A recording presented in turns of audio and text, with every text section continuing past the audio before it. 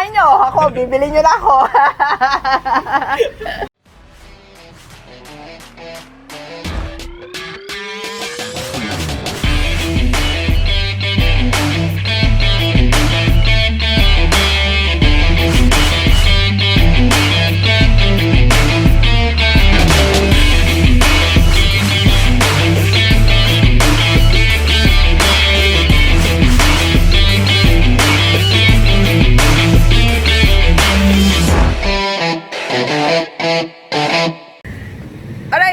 Magandang gabi sa lahat ng mga delivers natin. Nandito tayo sa Doc Gigi's Clothing Trading, Galing Design sa ating overrun business.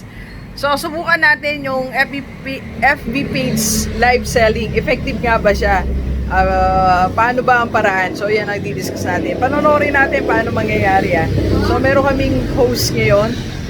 Let's see paano yung live selling. Okay?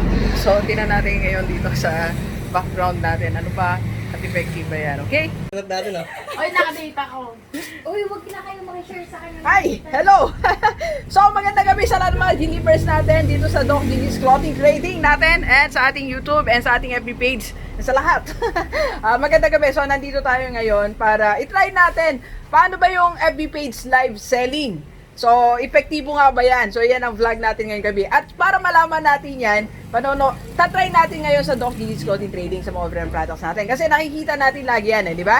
So, kung nanonood ka ngayon, ayan na, meron na. so, meron na. Okay, pakilala ko muna tayo. Si Aling Tisay, hindi ka dito. Na-excite kami pamilya. Kala mo anong gagawin namin eh. Kala mo kung ano bebenta namin. Madami kami. Ayan. Okay, si Aling Irene. Nanonood din mga pamilya natin. Aling Irene, okay. Supportado na tayo. Nandiyan na si Ashley, Aling Kathleen.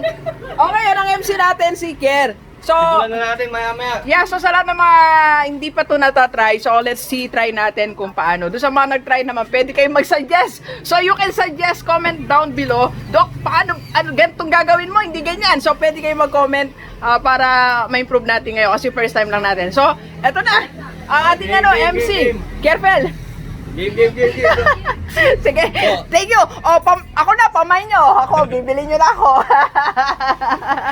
Dapat pala, out ni Doc. Okay, antayin na po natin dumami yung mga viewers natin. No? Tatlo pa lang sila eh. Salamat sa inyo tatlo. Yung isa pa si Ashley. Kikita kami sa inyo yan. Ayos yan. Si Kuya pa isa eh. So, eto na, nag-start na kami. Nag-intro lang ako. Share na para dumami, mag-epidemia tayo dito. Tingnan natin kung paano nangyayari. Ganito pala. Wala pa naman nanonood. Baka walang manood. Makabenta kaya kami. Hindi lang po, share lang po natin ang share. Salamat, ayun, naging isa na lang. Ayos yan. Paano ba to? I-share natin dito, pwede ba? Oo, I-share nyo lang po ng i-share. Alright, so diretso tayo. Tuloy na natin ang vlog natin kagabi. FB page live online selling. So, effective nga ba mga delivers? Nag-try kami kagabi. Nakita niyo yung mga senaryo, ang haba ng mga naganap sa amin, transfer, and all that. So, pero, you know, at the end, naging, naman kami, naging masaya naman ang process. And, nakabenta naman kami na, I think 30 pieces ata. And we learned the process. So, yan ang pag-aaralan natin ngayon. Okay? Abang tayo ay nagkakape. Tanghaling tapat, pero nagkakape si Doc. Mamaya din, tatanong tayo ng sagot, sasagot tayo ng, tatanong tayo ng sagot. Sasagot tayo ng tanong. Second vlog natin, abangan nyo. Doc, lagi ka ba motivated everyday? Malalaman yung sagot. Magugulat kayo. Inom muna tayo. Ang hindi po eh. Maya. But anyway, so ito yung mga natutunan natin. Sa lahat ng mga gusto magkaroon ng FB page live online selling, ano ba yung procedure at effective nga ba? Ako, alam nyo, eto, sasabihin ko sa inyo, psychologically, with the psychological, aspect of it is effective, right? So, effective siya. Okay? Kung gagawin natin itong mga suggestions. Nanood din po ako ng ibang nag-FB page live. Actually, nag-try ako nung minsan, sabi sa akin na, di siguro, ayoko, kilala niya ako, no? Ang mag-comment lang po ay ang bibili. Siguro sabi niya, ano ba, Doc, bibili ka ba? Huwag ka pa-comment, mga ganun. But anyway, so unang-una, properly announce. Alright? So, dapat naka-announce ang yung FB page live. So, kung, alimbawa, bigyan mo naman ng 2 days yung tao para, para mo mapaghandaan, prepare, di ba? And alam nyo, online selling ang FB page live, nakikita ko sa mga nasusundan natin, napanood natin is, sa gabi talaga yan, yung nakapahinga ng mga tao, relax na sila. Yung wala na silang iniisip na, isasampay, lalaban, niluluto, liligpit. So, mapayapa ng buong paligid at sila ngayon ay ready na bumili sa'yo. Alright? Okay, so, properly announced, di ba? So, kung daily naman yan, dapat consistent ka. Kung 9 p.m., 9 p.m. everyday. Huwag pa bago-bago kasi syempre, kung ano yung na-announce mo, kung ano yung alam ng tao, yun yon. Alright? So, second, eto, napakalaga. Make sure you are properly connected. Kasi tinan yung nangyari sa amin. Mula doon sa kulis, lumipat kami dito. Kasi hindi ko naman alam na naka-data lang pala yung kapatid ko. Kasi nga, mahina yung internet doon sa So, something like that. You have to consider that, okay? Dapat steady ang connection. Okay? Parang maingay po ata ang electric pan natin. Alright po, number 3 po, okay? So, dapat malinaw ang procedure sa lahat. Kasi kami, parang wala muna kaming meeting. Mali yung nangyari sa amin. Kulang.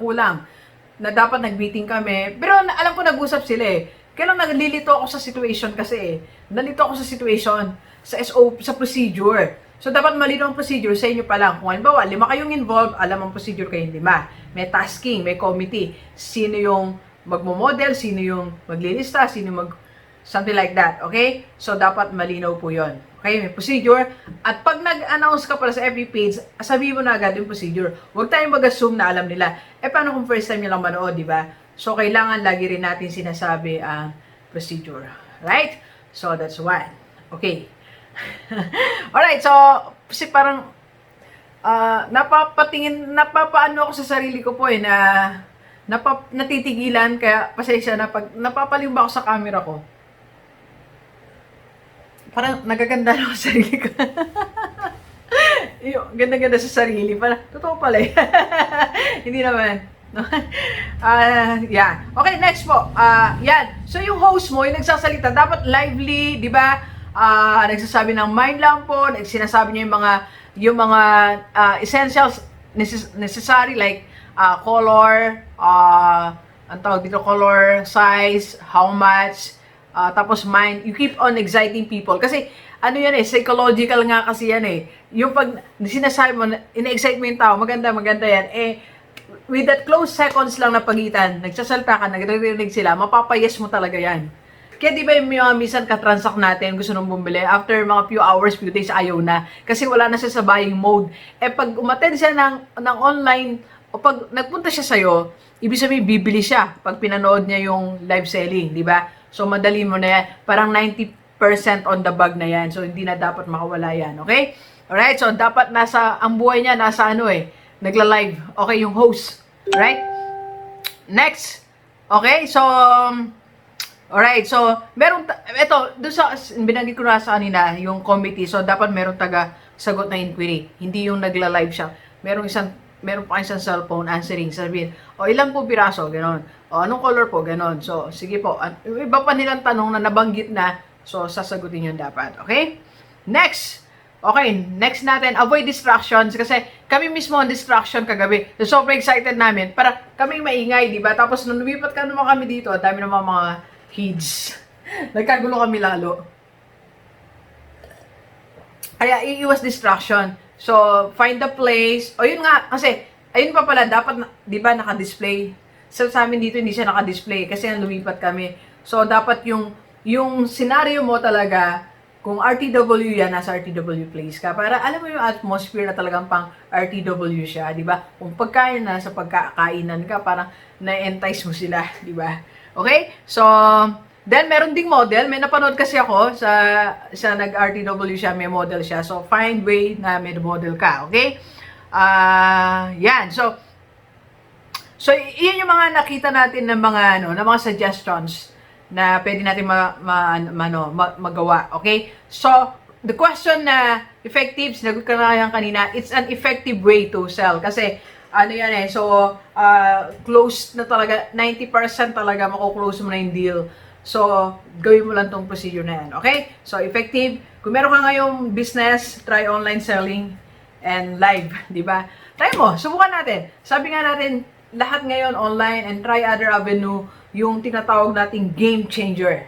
Di ba? May vlog ako, iwalay dyan. Game changer na babago sa iyong negosyo. Okay? Alright, so sa lahat naman may gustong tanong, message lang kayo sa akin, okay? And if you want to become, if you want to be coached by Doc GG, and sa lahat naman gustong